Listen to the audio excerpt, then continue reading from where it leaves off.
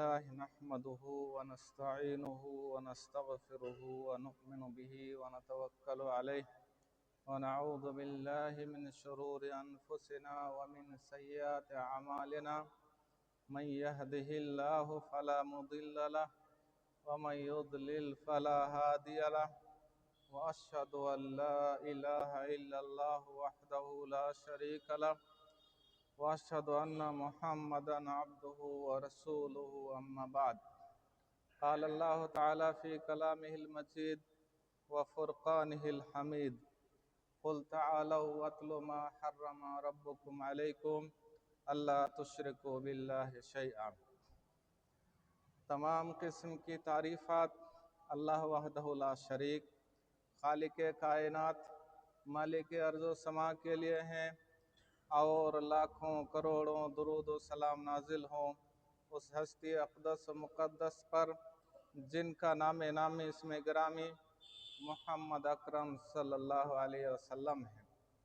वो ज़ात मुक़द्दस मुबारका के जिन्हें रब्ब कायनात ने रहमत कायनात बनाकर इस दुनिया में मबूस फरमाया और जिनके ज़रिए अहले कायनात की हिदायत व रहनुमाई का बंदोबस्त फरमाया। बिरादरान इस्लाम और हाज़िरीन जुमा, मैंने आपके सामने एक आयत तिलावत की है। उस आयत का माना ये है, कुल तालौ अत्लु मा हर्रम रब्बुकुम अल्ला तुश्रिकू बिल्लाहि शैआ, कि मोहम्मद सल्लल्लाहु अलैहि वसल्लम आप बता दीजिए कि तुम लोग आओ, हम बताते हैं, बयान करते हैं जो तुम्हारे रब ने हराम किया है। यानी इस आयत में अल्लाह ताला ने जो चीज़ें मुसलमानों के लिए हराम किया है, मना किया है, उन चीज़ों को कुछ हद तक बयान किया है।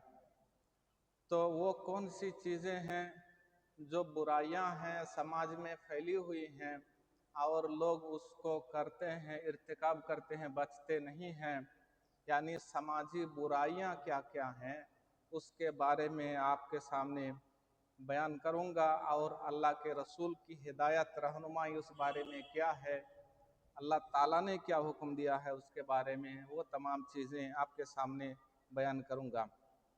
तो मौजू है आज का समाज में फैली हुई बुराइयां और उसका सद्देबाब। जो बुराइयां समाज में पाई जाती हैं बहुत सारी हैं, उनमें से पहला है अश्शिर्क बिल्लाह, अल्लाह ताला के साथ शिर्क किया जाना। ये शिर्क सिर्फ बुत परस्ती का नाम शिर्क नहीं है, बल्कि गैरुल्लाह को पुकारना, गैरुल्लाह से मुरादे मांगना, ये भी शिर्क है। इसी तरीके से रिया, दिखाने के लिए कोई इबादत करना, ये भी शिर्क है। गैरुल्लाह के नाम का कसम खाना, ये भी शिर्क है। इन तमाम चीज़ों से अल्लाह ताला ने मना फरमाया है।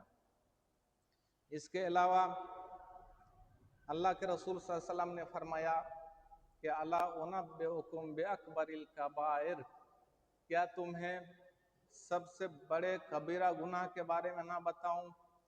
कबीरा गुनाह तो खुद बड़ा होता है, कबीरा गुनाहों में सबसे बड़ा। तो सहाबा किराम ने कहा बताइए, तो नबी सल्लल्लाहु अलैहि वसल्लम ने फरमाया अश्शिर्क बिल्लाह, शिर्क है, यानी दुनिया में सबसे बड़ा गुनाह शिर्क होता है। व उक़ूक़ुल वालिदैन, और वालिदैन की नाफरमानी, ये भी कबीरा गुनाह में सबसे बड़ा गुनाह है। तो वालिदैन की नाफरमानी करना, जिससे लोग आसान समझते हैं, ये आसान नहीं है, कबीरा गुनाह में भी बड़ा गुनाह है। और उक़ूक़ुल वालिदैन क्या होता है?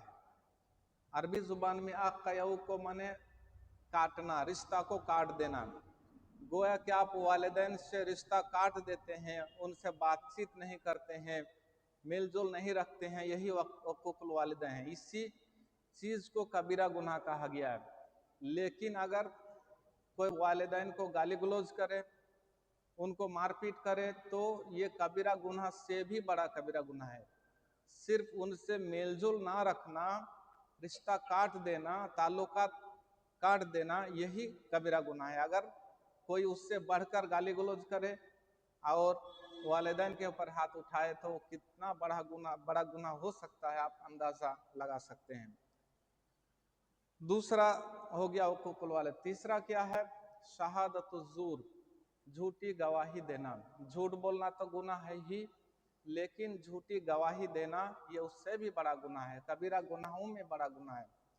आपकी झूठी गवाही से किसी को सजा हो सकती है, आपकी झूठी गवाही से किसी को फांसी हो सकती है, किसी को जो है कुछ भी बड़ा जो है सजा दी जा सकती है आपकी झूठी गवाही से, जो बेकसूर है। तो इसलिए झूठी गवाही को कबीरा गुनाह में से शुमार किया गया है। इसके अलावा जो समाज में फैली हुई बुराइयां हैं उनमें से एक है ज़िना। ज़िना इतना खतरनाक चीज है, अल्लाह ताला ने फरमाया ला तक़रबु ज़िना, ज़िना के करीब भी ना जाओ। ज़िना करना तो दूर की बात, ज़िना के करीब जाने से मना फरमाया है। और ज़िना इतना खतरनाक गुनाह है, इसकी जो बुराइयां हैं ये समाज को खराब कर देती है, समाज को बर्बाद तबाह कर देती है। इसलिए ये गुनाह चूंकि बहुत बड़ा है, इसलिए उसकी सजा भी सख्त है। शादीशुदा आदमी ज़िना करे तो उसकी सजा है रज्म, उसको पत्थर मार के ख़त्म कर देना है। तो इससे पता चलता है कि ये कितना बड़ा गुनाह है, और उसी के मुताबिक उसकी सजा भी है, उसकी जान ले लेना है। और ज़िना के जो रास्ते हैं, जिस तरीके से वहाँ तक आदमी पहुँचता है, उन चीज़ों से अल्लाह ताला ने, अल्लाह के रसूल ने मना कर दिया है। जिस रास्ते से चलकर आदमी ज़िना तक पहुँच सकता है, उन सबको अल्लाह के रसूल ने बंद कर दिया है। मिसाल के तौर पर औरतों को हिजाब का हुक्म दिया गया है। हिजाब यानी पर्दा। पर्दा किस लिए है? ताकि जो है वो ज़िना से बच सके। और इसी तरीके से मुसलमान को, चाहे मर्द हो या ख़वातीन हो, उनको निगाह नीची रखने का हुक्म दिया है ताकि ज़िना तक ना पहुंच सके।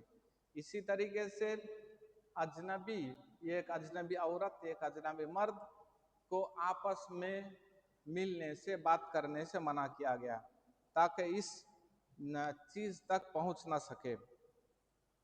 तो ये जो ज़िना है ये इस कदर फैला हुआ है समाज में, हम अंदाज़ा भी नहीं कर सकते हैं। अल्लाह ताला से दुआ है कि अल्लाह ताला इन तमाम बदतरीन गुनाहों से मुसलमानों को बचाए। इसके अलावा एक और गुनाह पाया जाता है जो कि है लिवातात, यानी मर्द मर्द ज़िना करे तो उसको लिवातात कहते हैं। ये इतना बड़ा खतरनाक गुनाह है कि अल्लाह ताला ने कौम लूत को हलाक किया तो एक अजाब से हलाक नहीं किया, बल्कि 4 अजाब से हलाक किया। दीगर कौमों को हलाक किया, जो कुफ्फार थे, मुशरिकीन थे, उनको एक अजाब से हलाक किया। लेकिन कौम लूत के ऊपर अल्लाह ताला का गुस्सा इतना शदीद था, इतना सख्त था कि अल्लाह ताला ने उनको पत्थर मार के हलाक किया, उनकी आंखों को अंधा कर दिया।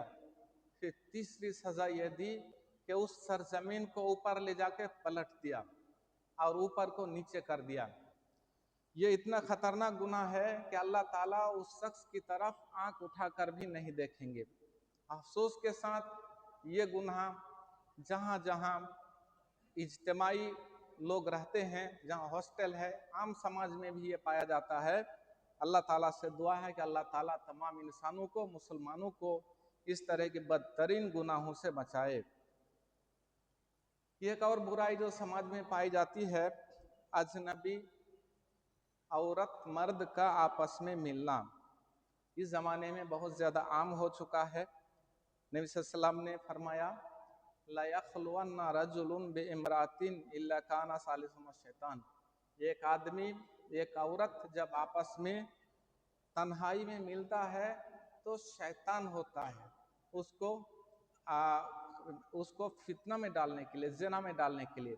इसलिए बहुत ज़रूरी है कि एक अजनबी मर्द, एक अजनबी औरत आपस में ना मिले, मुलाकात ना करे। इसकी गुंजाइश ही ना दी जाए। इसी तरीके से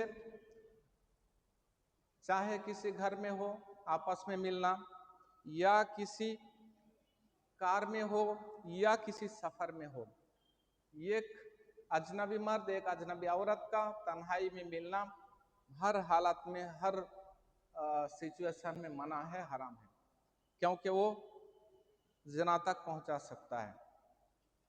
और जो बुराइयां पाई जाती हैं उनमें से एक ये है कि औरत का बेगर महरम के सफ़र करना इस ज़माने में आम हो गया है। औरतें अकेले सफ़र कर लेती हैं। नबी सल्लल्लाहु अलैहि वसल्लम ने फरमाया, ला यहिल्लु लिम्रातिन तुमिनु बिल्लाहि वल यौमिल आखिर अन तुसाफिरा मसीरत यौमिन इल्ला मा ज़ू मुहरिमिन। नबी सल्लल्लाहु अलैहि वसल्लम ने फरमाया हदीस में कि किसी औरत के लिए जायज़ नहीं है जो अल्लाह और रसूल पर ईमान रखती हो कि एक दिन का वो सफ़र करे बेगैर महरम के। तो अकेले में सफ़र करना ख़तरनाक है। जो फासिक फाजिर लोग हैं वो उनको नुकसान पहुंचा सकता है और जो है फौजकारी में वाक़ हो सकती है।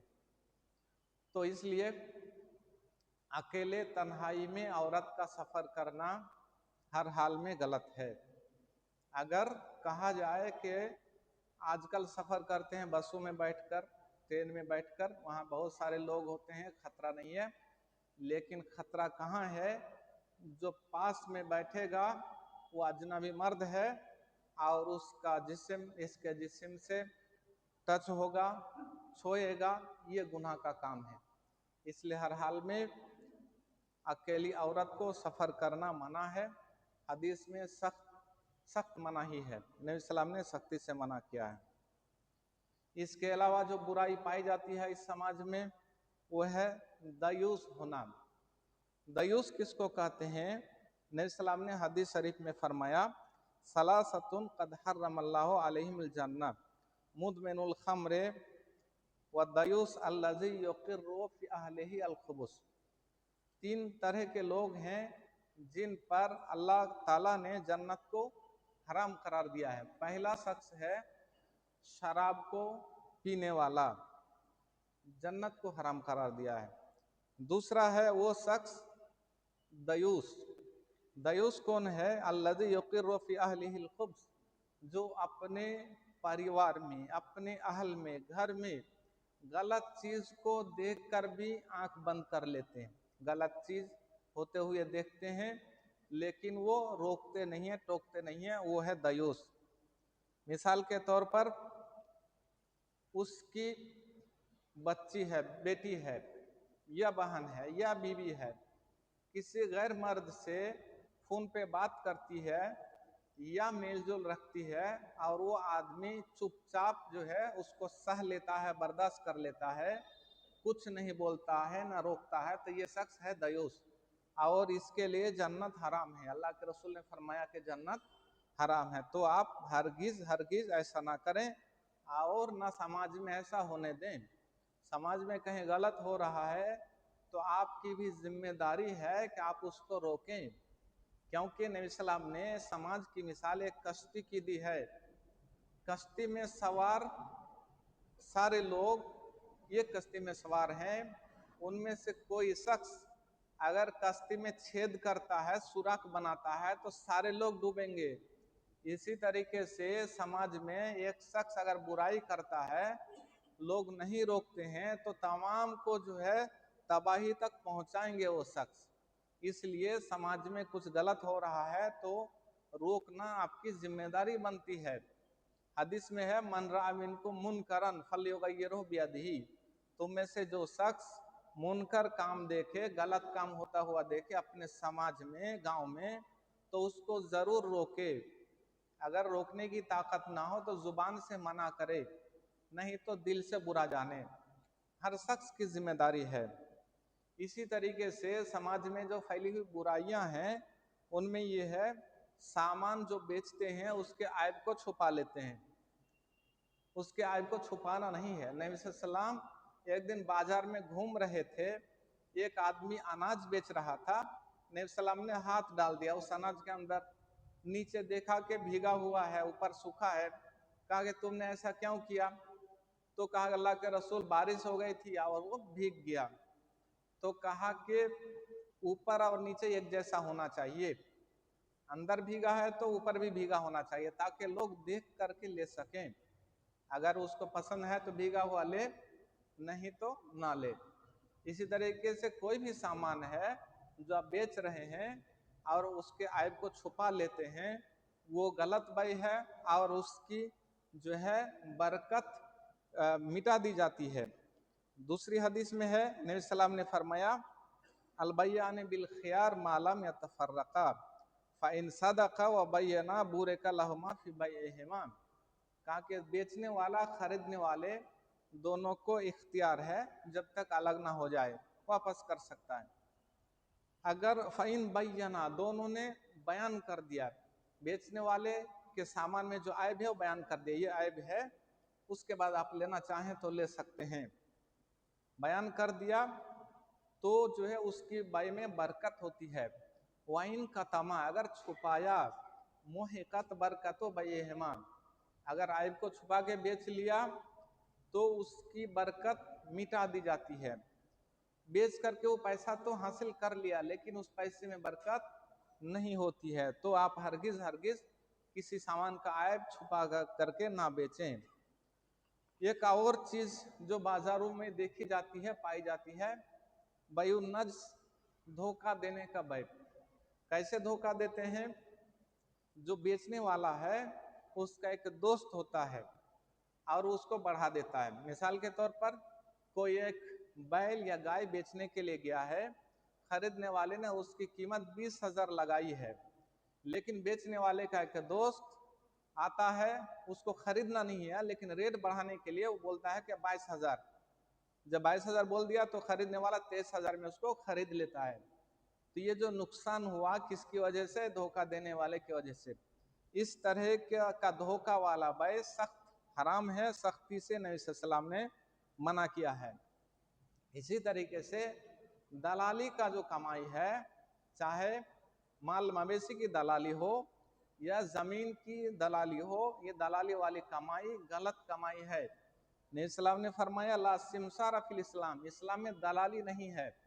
बेचने वाला खुद बेचे, खरीदने वाला खुद खरीदे, बीच में दलाली की कोई गुंजाइश नहीं है। लेकिन आजकल है, देखा जाता है, ये कमाई दुरुस्त नहीं है।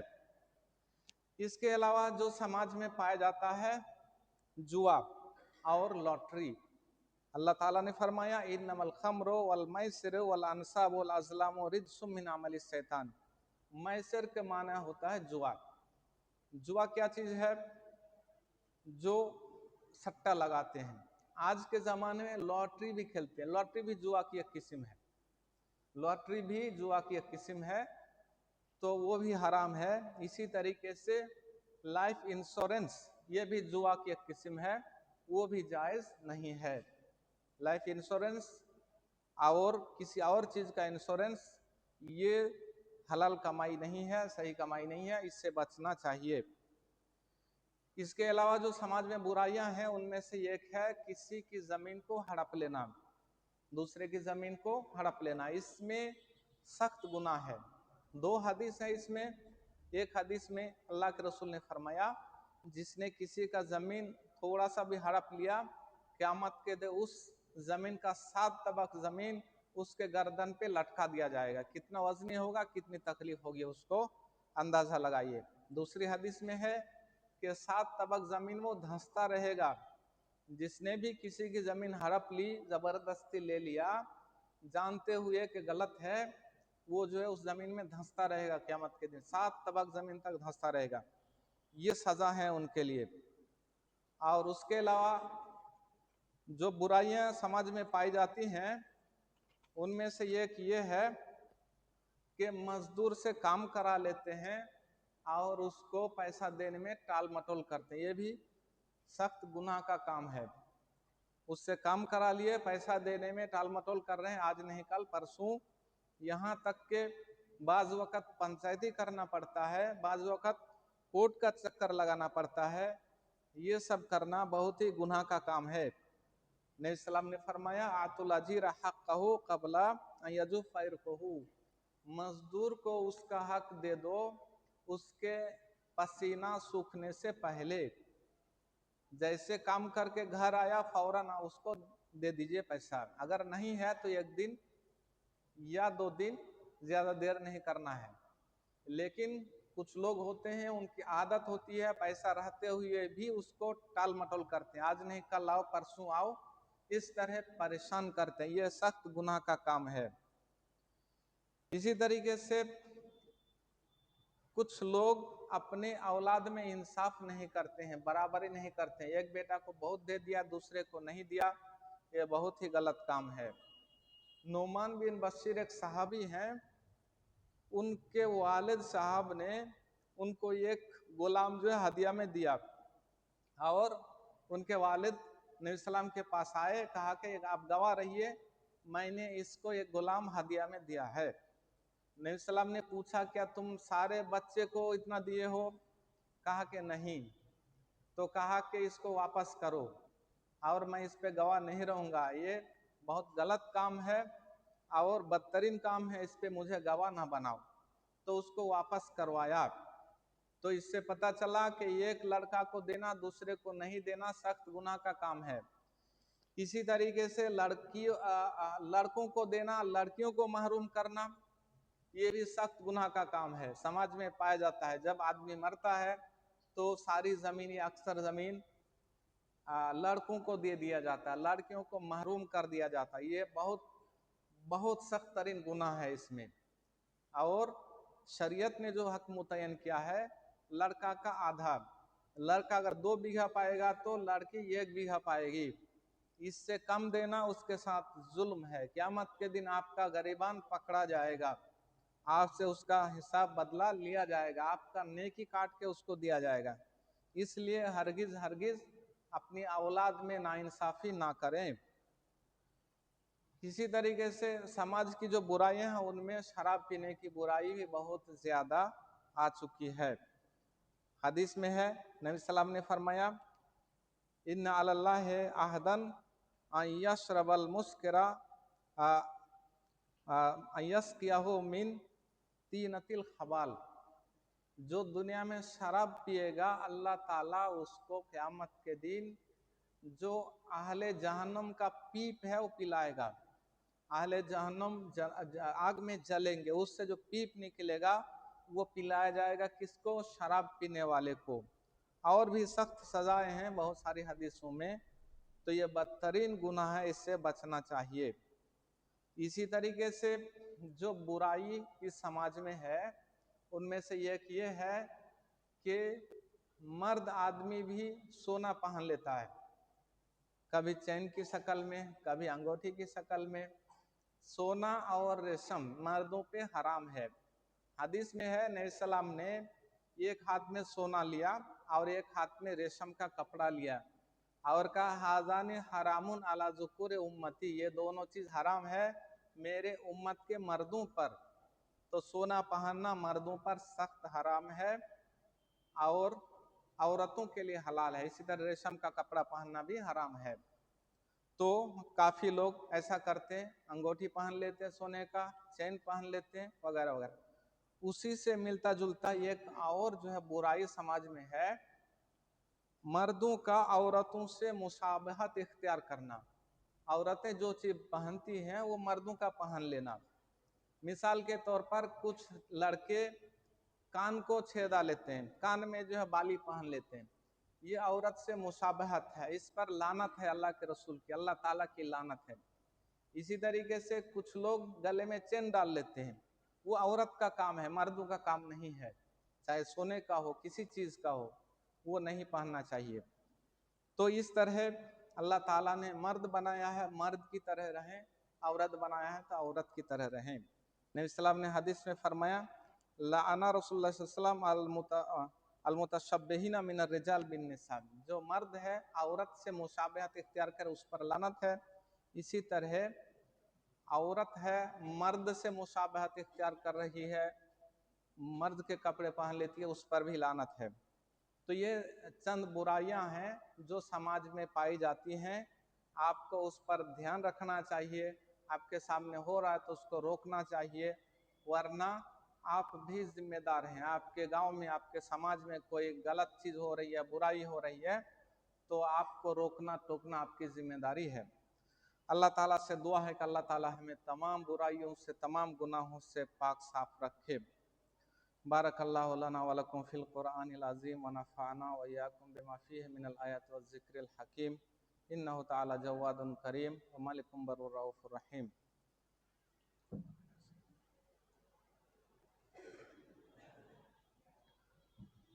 अल्हम्दुलिल्लाहि अला इहसानिही व शुक्र लहु अला तौफीकिही व इम्तिनानिही व अशहदु अल्ला इलाहा इल्लल्लाह वहदहु ला शरीक लहु ताज़ीमन लिशानिही व अशहदु अन्ना मुहम्मदन अब्दुहु व रसूलुहु वद्दाई इला रिज़वानिही सल्लल्लाहु अलैहि व अला आलिहि व अस्हाबिहि व इख्वानिहि व सल्लमा तस्लीमन कसीरन अम्मा बाद।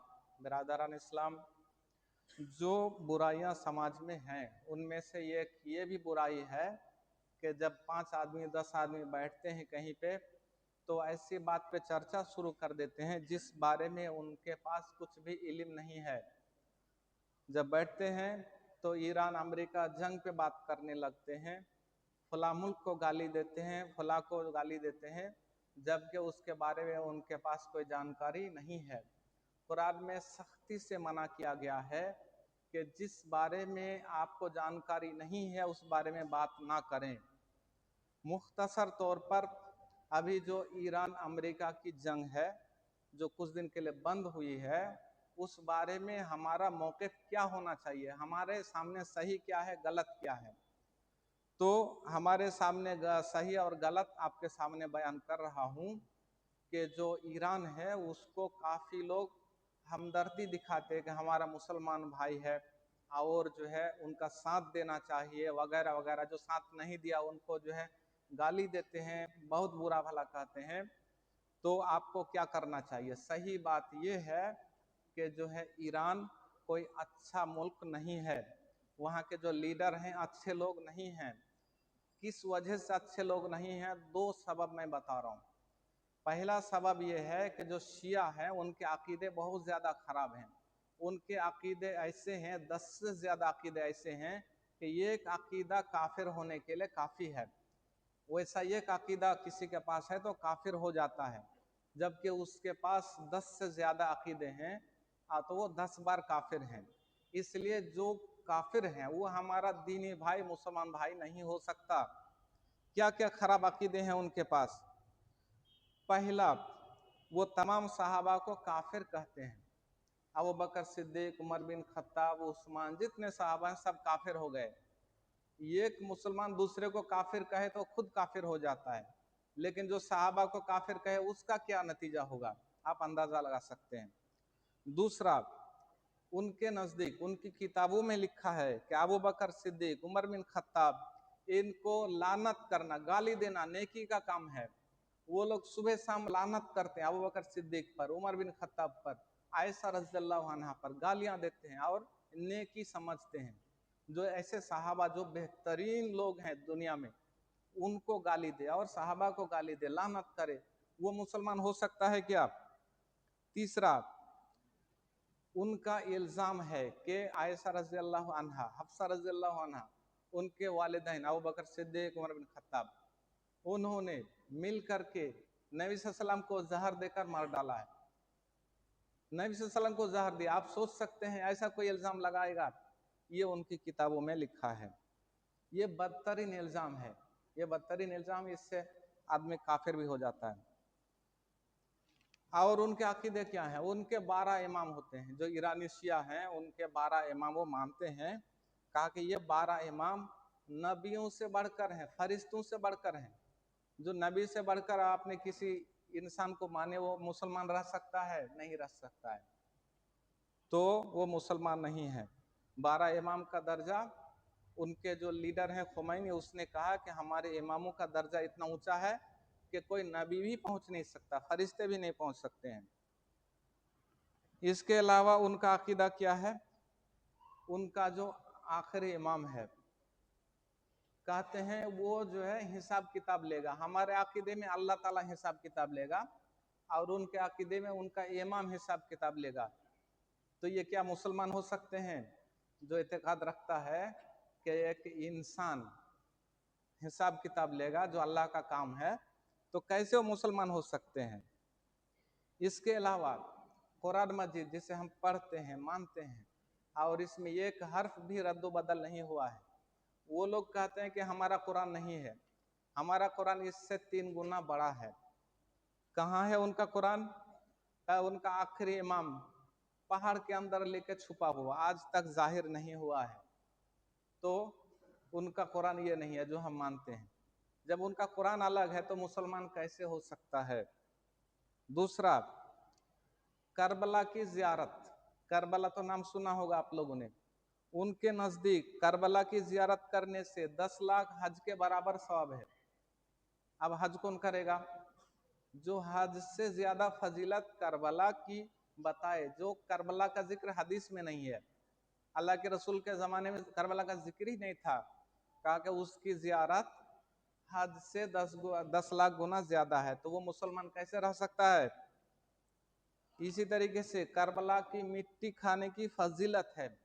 आदमी अगर अक्लमंद हो तो मिट्टी नहीं खाएगा कहीं का भी, लेकिन उनके नज़दीक उनकी किताबों में करबला के मिट्टी खाने की बड़ी फजीलत है। तो ये तमाम अकीदे हैं जो जाहिर करता है कि शिया लोग और ख़ास तौर पे उनके जो उलामा है वो मुसलमान नहीं हैं, काफिर हैं। और जो मारा गया है उनका सबसे बड़ा लीडर खामेनाई, वो उनके उलामा में से हैं। वही लोग गुमराह करते हैं।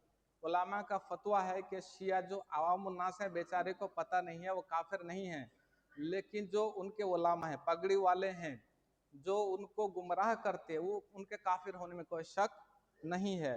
तो जो आदमी मारा गया जिसके ऊपर जो है बहुत अफसोस किया जा रहा था, उनका जनाजा भी पढ़ लिया जमात इस्लामी ने, तो वो मुसलमान नहीं हो सकता, काफिर है।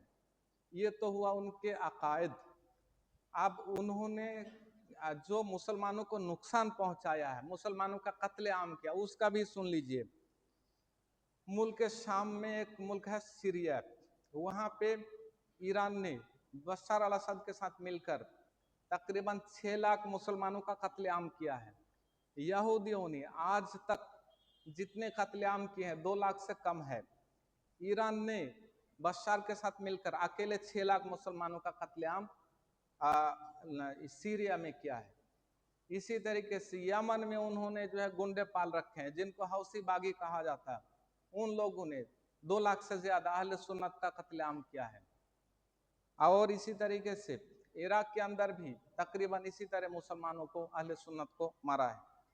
ईरान के अंदर जो अहले सुन्नत के लोग हैं उनको मस्जिद बनाने की इजाजत नहीं है। तेहरान के अंदर एक भी मस्जिद नहीं है जिस पे जुमा पढ़ा जा सके। जिनको जुमा पढ़ना होता है लोग अपने घरों में नमाज पढ़ते हैं, मस्जिद बनाने की इजाजत नहीं है तो कहाँ पढ़ेगा, अपने घरों में नमाज पढ़ते हैं। और जब जुमा पढ़ना होता है सऊदी एम्बेसी में जाके जुमा पढ़ते हैं। एम्बेसी में कितनी जगह हो सकती है, ज्यादा से ज्यादा 500,000 लोग पढ़ सकते हैं। बाकी और लोगों को जुमा पढ़ने की भी इजाजत नहीं है। गैर मुस्लिम मुल्क में भी मस्जिद बनाने से नहीं रोकते हैं, लेकिन वो लोग रोकते हैं। इसी तरीके से ईरान के अंदर जितने अहले सुन्नत के लोग उनको फांसियों पे चढ़ाया जाता है। रोजाना 10-10, 20-20 फांसियों पे चढ़ाया जाता है बिला वजह, बेकसूर। तो ये सब जराइम है उनके, इसलिए वो यहूदियों से ज्यादा खतरनाक हैं, यहूदियों से ज्यादा नुकसानदेह हैं। इसलिए कोई भी समझदार मुसलमान उनकी तायद नहीं कर सकता है। कोई समझदार मुसलमान उनकी तायद नहीं कर सकता है। अल्लाह ताला से दुआ है कि अल्लाह ताला हमें सही समझने की तौफीक अता फरमाए। इन्नल्लाह व मलाइकतहु यस्सल्लूना अलन नबी या अय्युहल्लज़ीना आमनु सल्लु अलैहि व सल्लिमु तस्लीमा। अल्लाहुम्मा सल्लि अला मुहम्मद व अला आलि मुहम्मद कमा सल्लैता अला इब्राहीम व अला आलि इब्राहीम इन्नका हमीदुम मजीद। अल्लाहुम्मा बारिक अला मुहम्मद व अला आलि मुहम्मद कमा बारकता अला इब्राहीम व अला आलि इब्राहीम इन्नका हमीदुम मजीद। अल्लाहुम्मा अर्ज़क़निल खुलफ़ाए राशिदीन अल अइम्मतल महदीन अबी बकर व उमर व उस्मान व अली व अन साइरिस सहाबते अजमाइन व अन्ना माहुम बिरहमतिका व जुदिका व करमिक या अकरमल अकरमीन। इबादल्लाह इन्नल्लाह यअमुरु बिल अदलि वल इहसान व ईताइ ज़िल कुर्बा व यनहा अनिल फ़हशाइ वल मुनकर वल बग़य यइज़ुकुम लअल्लकुम तज़क्करून। उज़्कुरुल्लाह यज़्कुरुकुम वदऊहु यस्तजिब लकुम वाला ज़िक्रुल्लाह अकबर वल्लाहु याअलमु मा तस्नऊन।